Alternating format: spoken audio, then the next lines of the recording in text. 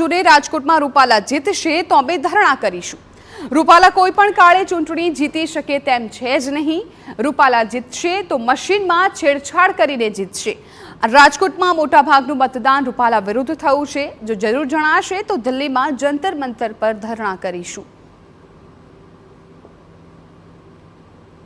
તારીખ પછી રૂપાલા સાહેબ જો જીતી જાય છે તો અમારા લોકોનું ત્યાં જ રાજકોટ મુકામે જ અમે ધરણા પ્રદર્શન કરશું, કારણ કે રૂપાલા સાહેબ જીતે એવી તો કોઈ સ્થિતિ છે જ નહીં।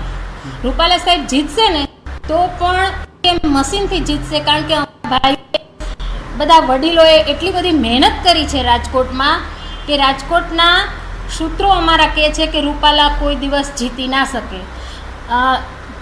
સંપૂર્ણ મતદાન થોડા પર્સન્ટેજ ને બાદ કરતા સંપૂર્ણ મતદાન છે રૂપાલા સાહેબ વિરુદ્ધ થયું છે।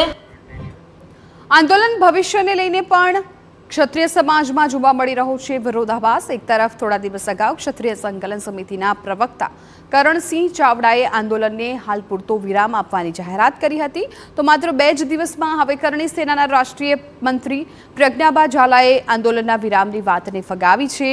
પ્રજ્ઞાબાનો સીધો આરોપ છે કે આંદોલનને વિરામ આપવાનો કોઈને અધિકાર નથી। જ્યાં સુધી રૂપાલા ઘરે ન બેસી જાય ત્યાં સુધી આંદોલન ચાલશે।